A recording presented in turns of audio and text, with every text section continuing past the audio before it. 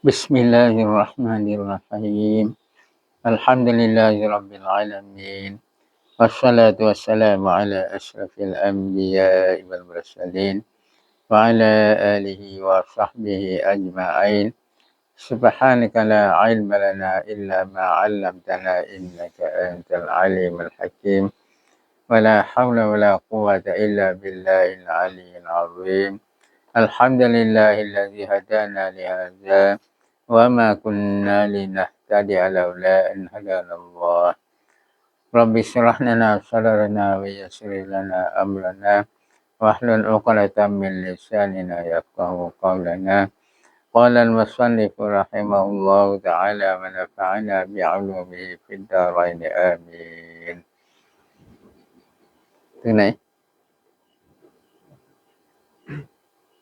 tambihun ya tambihun ini suatu perjagaan ni kena kau lawang tambihun maka makna nazar pada lughah itu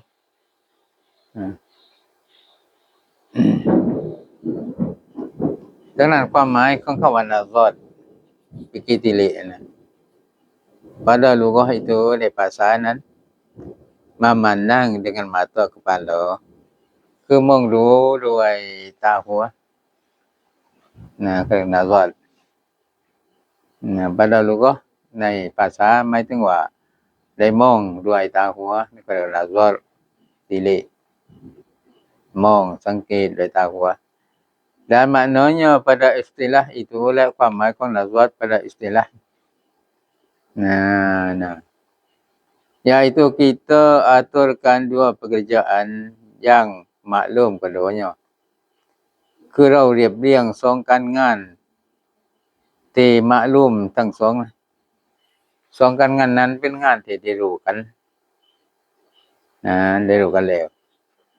supaya sampai kepada mengetahui pekerjaan yang majhul เพื่อว่าจะให้ถึงไปยังรู้การงานที่ไม่ได้รู้เรื่อง nazar pada istilahนั่นก็คือเราเรียบเรียงสองการงานที่รู้กันทั้งสองการงานนั้นรู้กันเรียบเรียงนั้นเพื่อว่าจะให้ถึงไปยังการรู้การงานที่มันจะพ้นเพื่อจะให้ถึงไป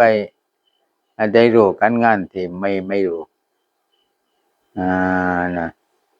Nah, seperti kita susunkan qadiyah sughra serta qadiyah kubra.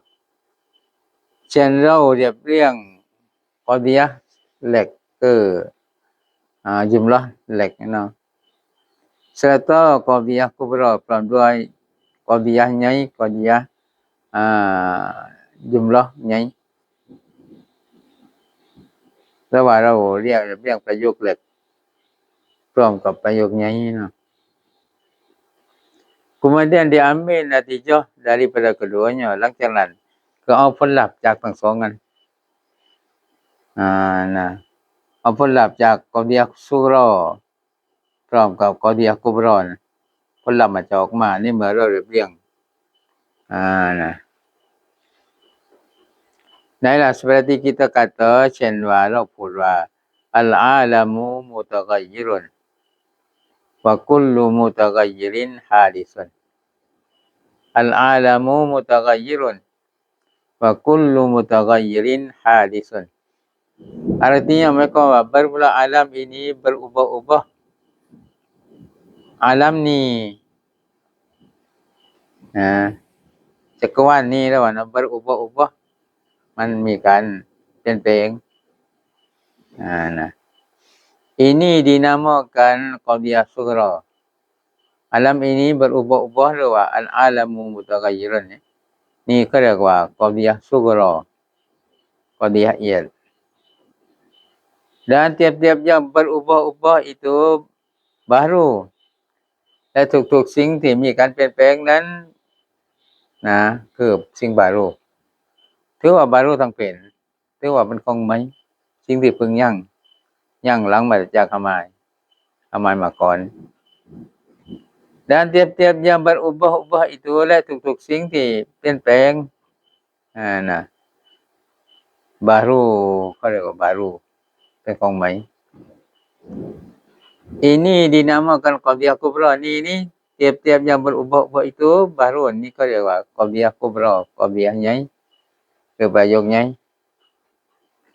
maka natijahnya itu ดังนั้นผลลัพธ์ของมันนะผลลัพธ์มาจากการเรียบเรียงกอฎิยะซุกราและกอฎิยะกุบรานี่มันจะออกnatijahออกผลลัพธ์มาว่า bermula alam ini baru alam ini baru nah al alamu mutaghayyirun wa kullu mutaghayyirin hadisun nah เวลาเราเอาnatijah เวลาเราเอาผลลัพธ์นั้นmutaghayyirun wa kullu mutaghayyirin เราฝาออกฝาออกใช่ก็ว่าเปลี่ยนแปลงแต่ทุกๆสิ่งที่เปลี่ยนแปลงเอาฝาออกยังเหลือแต่อัลอาลัมุฮาดิซุนอาลัมเนี่ยคือบารู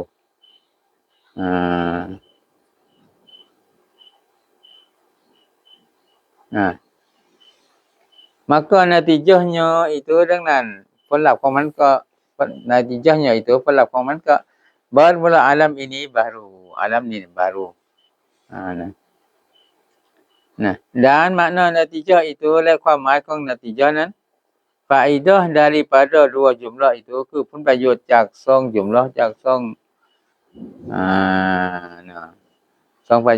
ประโยคอะไรผลประโยชน์จาก2 jumlah dan jumlah pun namanya oleh qadhiyah keqadhiyah jumlah keqadhiyah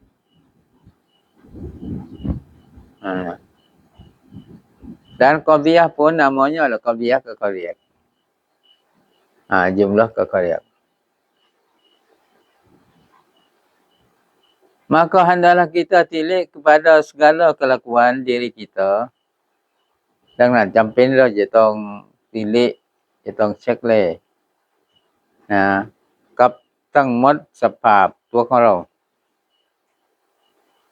kerana ia terlebih hampir kepada kita เพราะว่าสภาพตัวของเรานั้นยิ่งที่ใกล้กับเราเป็นสิ่งที่ใกล้กับเรา maka adalah pada diri kita itu terkandung atas pendengar ดังนั้นยังและในตัวของเรานั้นมาติดพันไปด้วยกันด้วยpendengar สิฟันได้ยินไหมเนาะก็ยังอยู่ที่เรา dan penglihat และสิฟันเห็นก็ยังอยู่ที่เรามีสิฟันได้ยินมีสิฟันเห็น dan berkata-kata และแรงได้ยังอยู่ที่เรากัน dan panjang และก็ยาวหรือว่าสูงยังอยู่ที่เราแล้ว dan lebar และก็หนายังอยู่ที่เรา dan pendek สั้นก็ยังที่เรา dan reba และก็พอใจก็ยังที่เรา dan marah และความโกรธก็ยังที่เรายังทั้งพอใจยังทั้งโกรธ dan putih และขาวก็ยังที่เรา dan merah และก็แดงก็ยังที่เรา merah kulit ขาวและก็แดงเปลือกของเราผิวของเรายังที่เรา dan hitam และดำยังที่เรากัน dan ilmu dan jahil และความรู้ก็ยังที่เราและ jahil ก็ยังที่เรา dan iman dan kufur และ iman ก็ยังที่เรา dan kufur ก็ยังที่คนละเหมือนกันที่ไม่ iman dan lazat dan pedih และมีอร่อยอยู่ที่เราและมีความแซ่บอยู่ที่เรา dan lainnya และก็จากนั้นyangที่เรา daripada segala arad yang berdiri pada kita จากทั้งหมดอารอดหมายถึงสิฟัต yang berdiri pada kita ที่ยืนอยู่ในตัวของเรา maka sekiranya itu dengan ทั้งหมดนั้นอารอดที่ยืนที่เราเนาะberubah-ubah มันมีการเปลี่ยนแปลงมีการเปลี่ยนแปลง dan keluar daripada Adam kepada wujud มันมาจากหามายมาเป็นหยังนะมันมาแต่ก่อนมาหามายมาหยังกันมา dan daripada wujud kepada Adam และจากหยังไปหามายลาว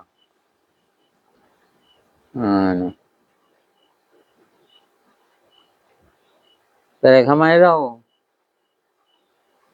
หามายหูหามายตาหามายสัมผัสได้ยินหามายสัมผัสเห็นนะหามายหลายสิ่งหลายประการพอยังบ่แล้วเป็นไปได้ว่ามันหามายลาวได้ยินอยู่แล้วนั่นๆอยู่นั่นไม่ได้ยินลวกว่าซะแล้วตาเห็นยังอยู่แล้วอยู่ไปไม่เห็นไม่แล้วนั่นคือเปลี่ยนแปลง dan yang dikuen itu lek singเดียวนี้น่ะสิ่งที่ว่ายังก็ที่เราแล้วก็มันกับการเปลี่ยนแปลงน่ะ dalil bagi baru นั่นคือเป็นหลักฐานสำหรับบารุ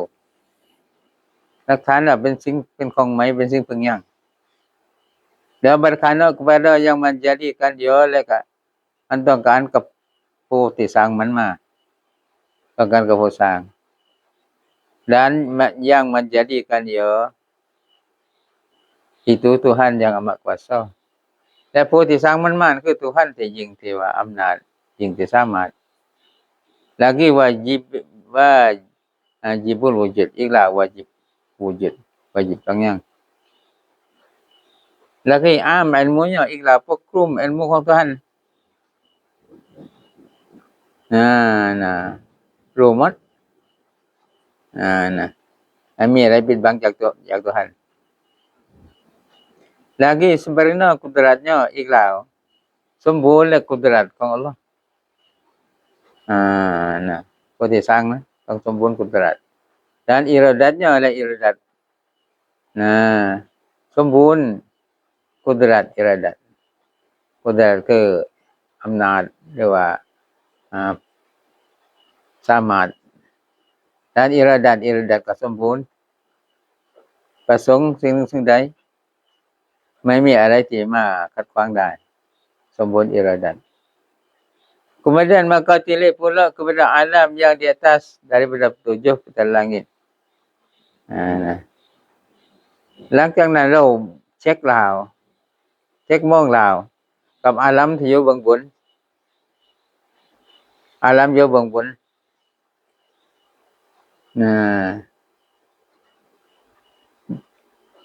daripada 7 petal langit จาก7ชั้นฟ้า dan bulan และก็เดือนอยู่เบื้องบน dan matahari และพระอาทิตย์วันเนาะ dan bintang และก็ดาวอยู่เบื้องบน setengah besar dan setengah kecil ส่วนหนึ่งใหญ่และส่วนหนึ่งเล็ก dan setengahnya berjalan และส่วนหนึ่งมันเดินdan setengahnya tetap และส่วนหนึ่งไม่ไปไหนsetin dan ada baginya pihak yang tertentu และยังสำหรับมันเดียวนี้มีติดแน่นอน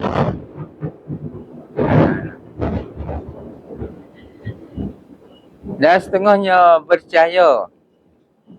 และส่วนหนึ่งนั้นมีแสงdan setengahnya kelam และส่วนหนึ่งมืดไม่มีแสง maka sekalian itu denganทั้งหมดนั้นmenunjukkan baru ชี้แนะถึง baru ชี้แนะถึงว่าพึงยังของใหม่เพราะอะไรที่ว่าชี้แนะถึง baru kerana berubah-ubah เพราะมีการเปลี่ยนแปลงเดี๋ยวปานนั้นเดี๋ยวปานนี้นะเดี๋ยวอยู่ตรงนั้นเดี๋ยวอยู่ตรงนี้นะ dan tiap-tiap yang baru itu และทุกๆสิ่งที่ baru นั้น berkana kepada yang menjadikan dia มันต้องการกับผู้สร้างมันทุกๆสิ่งที่ baru ต้องการกับผู้สร้าง kemudian tilik kepada alam yang di bawah หลังจากนั้นแล้วก็เช็คมองกับโลกที่อยู่ข้างล่างนะ daripada hawa จากอากาศ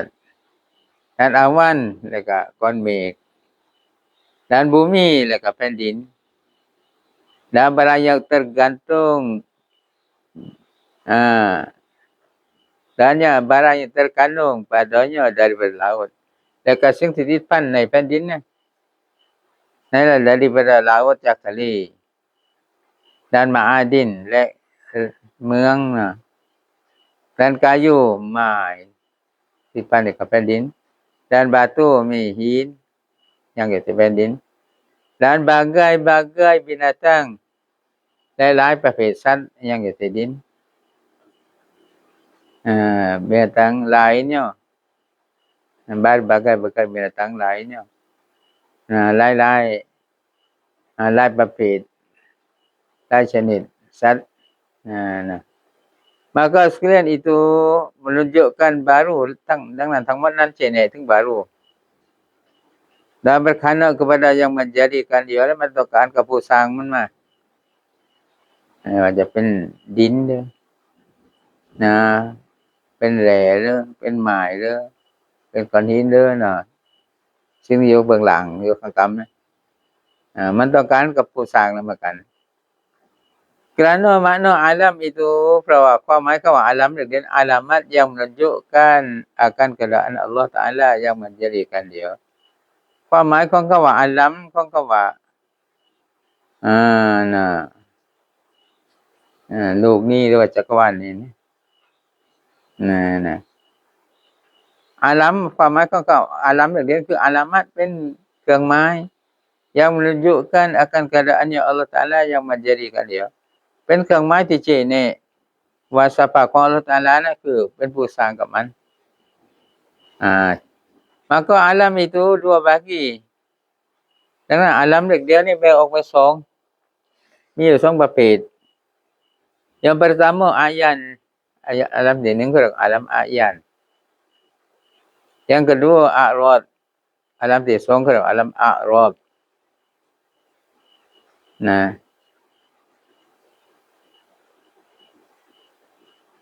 นั่นแหละอาลัมอายันอาลัมเป็นอินเป็นตัวเป็นตนนะอาลัมที่2อาลัมอารอดคือเป็นsifat nah nah seperti kata setengah ulama เหมือนอย่างได้กล่าวครึ่งนึงจากอุลามะ bahwa alam dengan sekalian sukunya itu baru alam ด้วยทั้งหมดชิ้นส่วนของมัน baru ทั้งเป็น yakni หมายความว่า adanya itu didahului oleh tiada คือยังมันมายังอาลัมนั้นมานั้นมันถูกตกก่อนโดยหามายมาก่อนแต่ว่ายังมันมานั้นมายังทีหลังหามายมาก่อน kerana alam itu ada kalanya ayan เพราะ alam นั้นบางทีเป็น alam ayan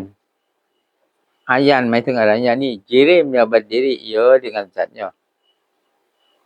หมายถึง jirim สิ่งที่เป็นตัวเป็นตนเป็นกรเอาที่ jirim ya berdiri ia dengan zatnya ที่มันยืนอยู่กับสัตว์ของมัน dan ada kalanya a'rad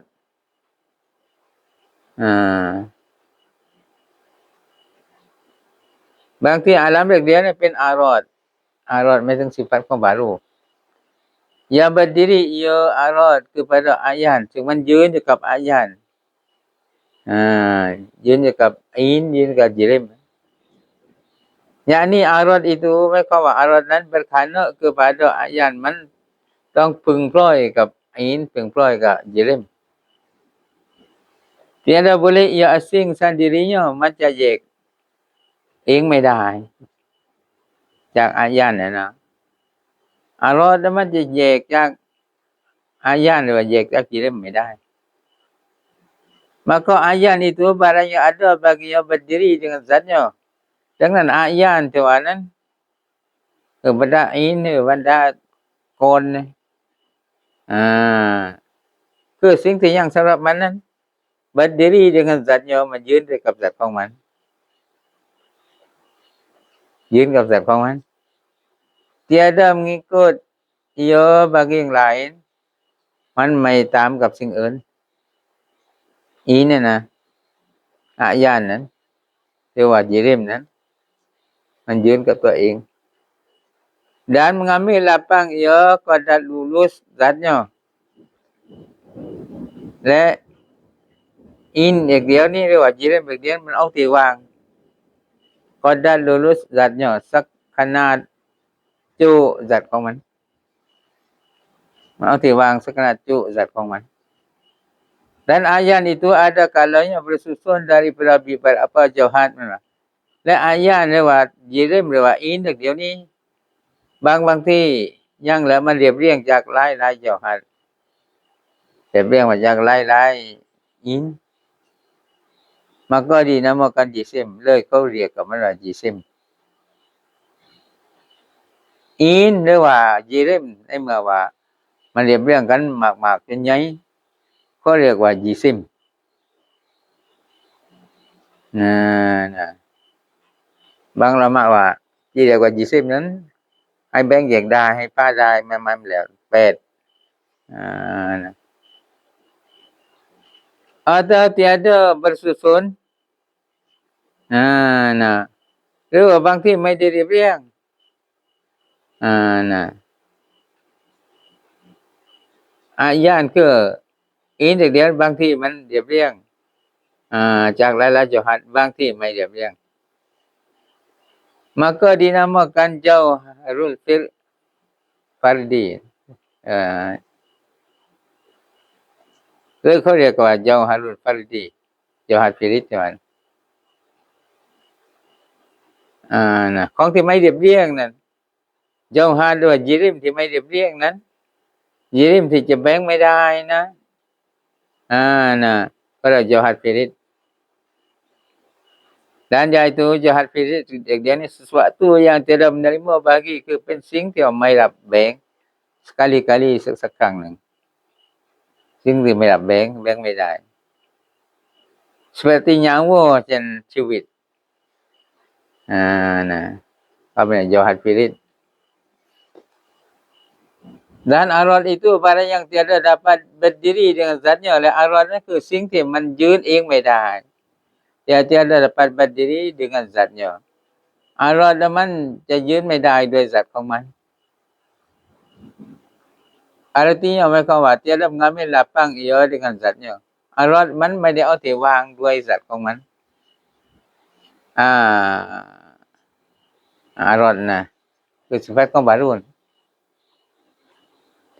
dan sungguhnya mengambil lapang ia dengan yang lain และแท้จริงอารมณ์นั้นมันเอาที่วางด้วยสิ่งอื่นมันอย่างกับเราว่าสีที่อยู่ในโลกไม้สีเขียวสีขาวสีแดงสีดำอะไรมันจะเยอะแต่มันไม่ได้ต้องไปก็กับโลกไม้มันจะยังแต่มันไม่ได้ต้องไปก็เตเพื่อนแล้วก็มันก็เอาที่วางกับเพื่อนแล้วมากันเอาที่วางกับสิ่งที่มันเกาะนะอย่างนี้มีกุฎia akan ayan nah คืออารมณ์เดียวนี่sifatเดียวมันตามกับอินตามกับยิริม seperti akuan yang empat เหมือนอย่างกับสภาพทั้ง4ยายตัวคือเกราะงวยเยอะแต่มันไม่ได้ต้องไปเกาะที่เพื่อนก็ไหนล่ะถ้าหนังสืองวยก็หางวยนั้นนะเกาะที่หนังสือถ้าลูกแตงงวยนะเกาะที่ลูกแตงนะถ้าคนงวยนะเกาะที่คนนะ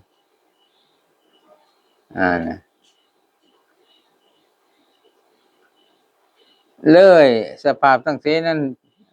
ยายตัวเกราะคืองวยนั้นมันเยอะแต่มันไม่ได้ต้องเกาะเพื่อนdan diam nengก็เยอะแต่มันไม่ได้ต้องเกาะเพื่อนdan bercerai แล้วก็แยกdan berhimpun ก็ร่วมเกาะที่เพื่อน dan segala warna และทั้งหมดสี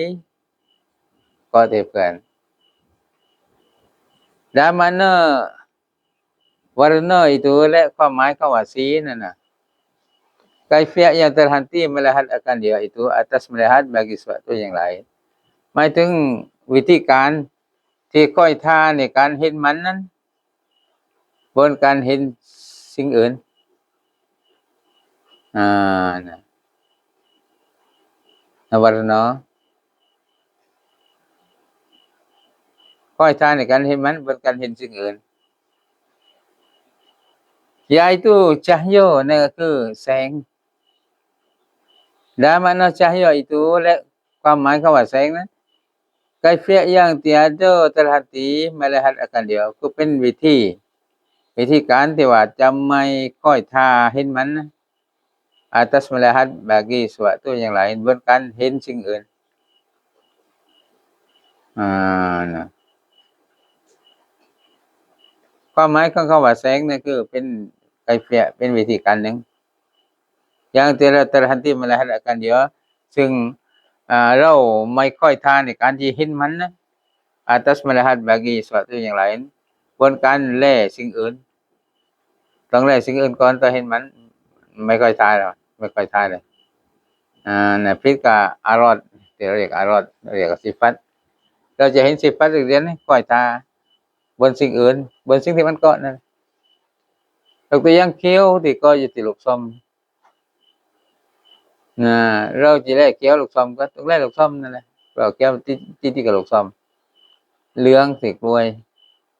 เราจะเห็นเหลืองเหลืองต้องแลกล้วยก็เหลืองเกาะที่กล้วยน่ะ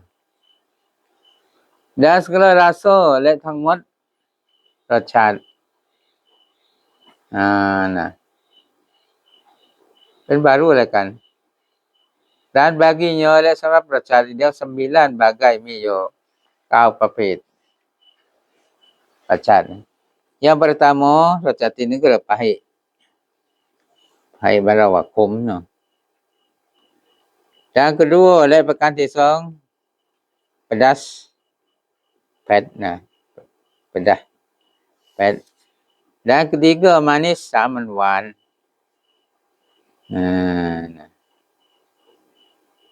นี่คือรสชาติ dan keempat กลัดและเสมันขวาดรสชาติมันเพิ่นลูกหมากแก่ลูกสวาแก่ขวาดแม่นน่ะ dan kelima 5มันมาซ้ำเปรี้ยว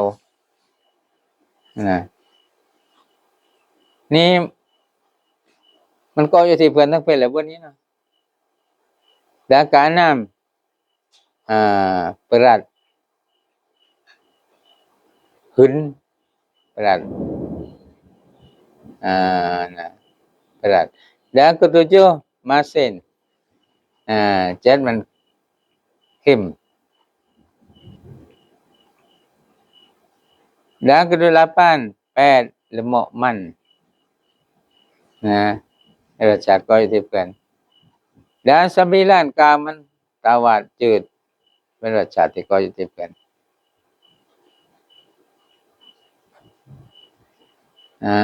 นะ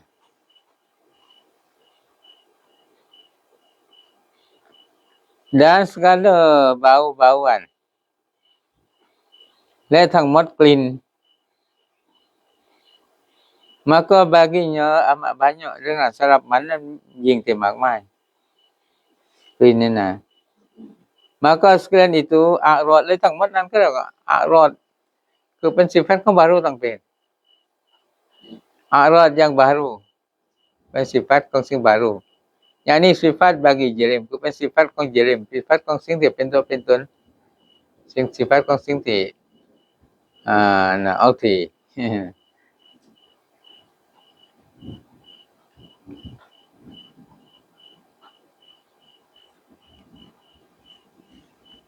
นี่แหละเมื่อกี้ก็ความหวานที่ลูกไม้มันสิอยู่แต่มันไม่ได้แต่ก็ที่ลูกไม้น่ะเขาเรียกว่าอะยานหรือว่าจิริมหรือว่าเจ้าหาดความหวานคืออารอดหรือว่าสิฟัตน่ะควาดที่อยู่ที่ลูกสวาแกลูกสวานคือเราอะยาน เขาเรียกว่ายิริมน่ะสุขสวรรค์นะความควาดนั่นเขาเรียกว่าอารอดของมันสิฟัตของมันอารอดนั่นคือสิฟัตแต่เขาจะใช้กับสิ่งบารูแต่ว่าสิฟัตนั้นใช้กับอัลเลาะห์ก็เขาเรียกสิฟัตใช้กับสิ่งบารูก็ได้เรียกสิฟัตแต่อารอดนั้นใช้กับสิ่งบารูดอกเป็นสิฟัตของบารูถ้าเรียกว่าสิฟัตกล่าวทั้งสิฟัตของอัลเลาะห์และสิฟัตของบารูก็เรียกสิฟัตแต่อารอดนั้นเป็นสิฟัตของบารูดอกสิฟัตของอัลเลาะห์จะไม่เรียกอารอดนะ Ketahui olehmu apabila sudah tetaplah bahawa alam ini segalanya muhdisun, yakni baru. Wallahu a'lam.